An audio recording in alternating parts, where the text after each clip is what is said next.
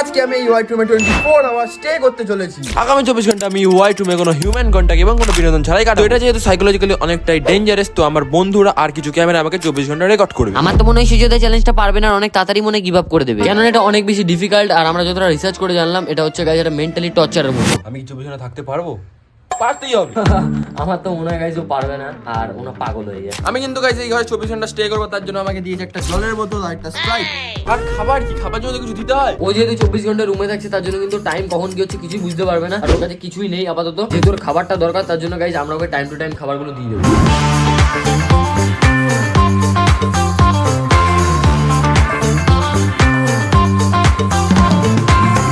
চ্যালেঞ্জটা আমি ইজি ভাবছিলাম, কিন্তু বেশি মানে সময় এখনো যেতেই পারলো না, তাই আমার এতটা বোরিং লাগছে কি আর বলবো।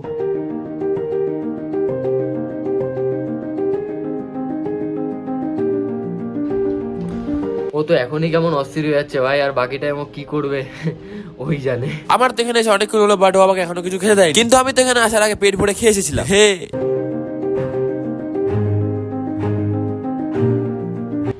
কি যে করি, খিদে পাচ্ছে, কটা টাইম হচ্ছে তাও যায় না, কখন খেতে দেবে তাও যায় না। তো এরপর আমি সূর্যের খাবারটা আনতে চলে গেলাম, এনে ওকে খাবারটা দিয়েও দিলাম। চলো আমি এখন খেয়ে। ও হ্যাঁ, আমার তো এখন কিছু করার নেই, তাই আমি এখন চিপসটা খাবো আর করবো। 1 2 3 4 5 6 7 8 9 10। ভাই ওর মাথা মুথা ঠিক আছে তো নাকি এত তাড়াতাড়ি পাগল টাগল হয়ে গেল কি জানে। না এখন আর কি করবো, পারলে একটু ঘুমিয়ে নি। দূর ব্যাগ, এখন ঘুমও আসছে না, আর কটা বাজে মাঝখানে আমি তাও জানি না এখন আর কি করবো।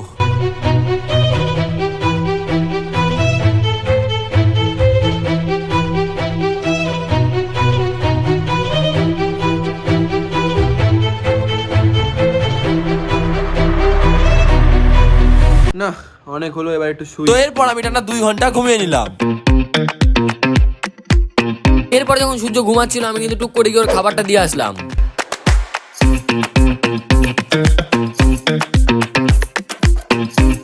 তো এরপর যখন আমি ঘুম থেকে উঠলাম দেখলাম আমার পাশে খাবার, আর আমি খাবারটা থেকে অবাক হয়ে গেলাম, তো ফটাফট গিয়ে আমি খেয়ে নিলাম।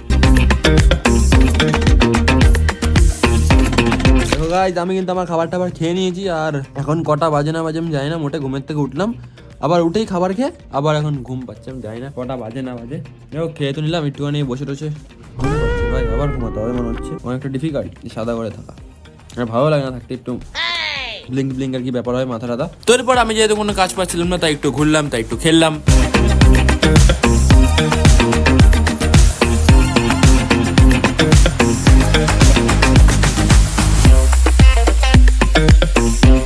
করি কিছুই ভালো লাগছে না, এত পরিমাণে লাইটের আলো, মানে শুলে তো ঘুম আসছেই না, চোখ মনে হচ্ছে মানে ফেটে একদম পড়ে যাচ্ছে, ঘুমই আসছে না।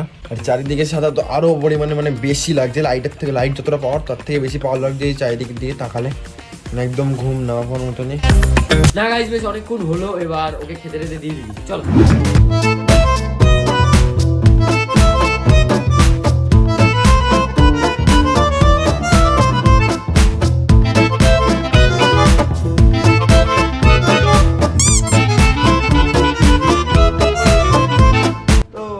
দেখো যে কটা বাজে না বাজে তাও কিছুই জানি, যেহেতু এখন খাবারটা দিয়ে গেছে, ঘুমের থেকে উঠলাম, আমার মনে হয় এটা রাতের খাবার হবে, কারণ আমি তো বেকআপ ঘুমাচ্ছি, টাইম জানি না, আর শুয়ে থাকার পরে কিছুক্ষণ অনেকটাই মানে টাইম কেটে গেছে, আমি বুঝতে পারছি না কতক্ষণ ঘুমিয়েছি নাও ঘুমিয়েছি তাও যায় না, কিন্তু এখনো ঘুম পাচ্ছে।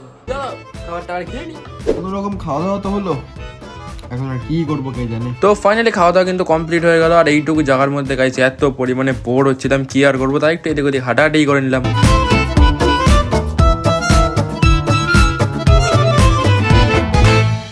ওকে গাইস, তো ব্যাপারটা হচ্ছে যে ও কিন্তু দেখলাম খেয়ে নিল, ঠিক আছে, আর এখন দেখলাম শুয়েও পড়েছে, এবার শুয়েও কি করছে বুঝতে পারছি না আমি কিন্তু গাইস ওকে এখানে দেখছি, দেখতে পাচ্ছ কি করছে সবই কিন্তু দেখতে পাচ্ছি, তো জানি না ও এখন ঘুমাবে না কি করবে, যদি ঘুমিয়ে পড়ে তাহলে তো ভালো, আমি একটু ঘুমাতে পারবো, আর যদি না ঘুমায় তাহলে ভাই জানি না কি করবো। যাই যাক গাইস ও কি করে, আর যদি ঘুমিয়ে পড়ে তাহলে বেস্ট হবে। বেশ কিছুক্ষণ যাওয়ার পরে আমার কিন্তু একটুকু ঘুম আসছিল নয়, ঘরের মধ্যে একভাবে অতক্ষণ থাকার পর আর লাইটের দিকে তাকিয়ে থাকার পর এত একটা অসহ্য ফিলিং হচ্ছিল কি আর বলবো। তারপরে আমি জামাটা খুলে আস্তে আস্তে যখন চোখের ওপরে দিয়ে ঘুমালাম, আস্তে আস্তে একটু ঘুম আসলো।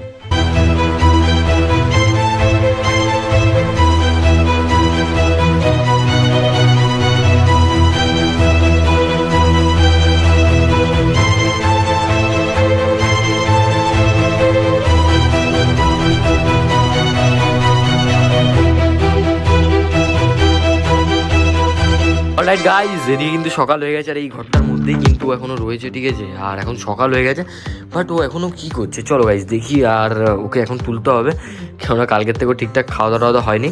সো লেটস গো, চলো। আর এই হচ্ছে গাইস যাওয়ার রাস্তা, ভাই বহুত ডিফিকাল্ট। ওজের ভেতরে কালকের থেকে কীভাবে রয়েছে ওই জানে। লেটস গো, চলো। এই কিরে, ওঠ, উঠবি না নাকি? ভেতরে বলতে এখন কটা বাজছে বল তো, কোনো আন্দাজ আছে তোর? কমপ্লিট হয়ে গেছে নাকি? কমপ্লিট হয়ে গেছে কিনা তুই বল, তোর মধ্যে কি বলে কমপ্লিট হয়েছে? কমপ্লিট না হলে তুই তো ভেতরে ঢুক। তো তোর কি মনে হচ্ছে? কমপ্লিট হয়ে গেছে, আড্ডা মারছি না। হ্যাঁ, দেরিতে পায় না নাকি ভাই? কালকের থেকে এইভাবে কনস্ট্যান্ট শুয়ে বসে কাটিয়ে দিলি নাকি?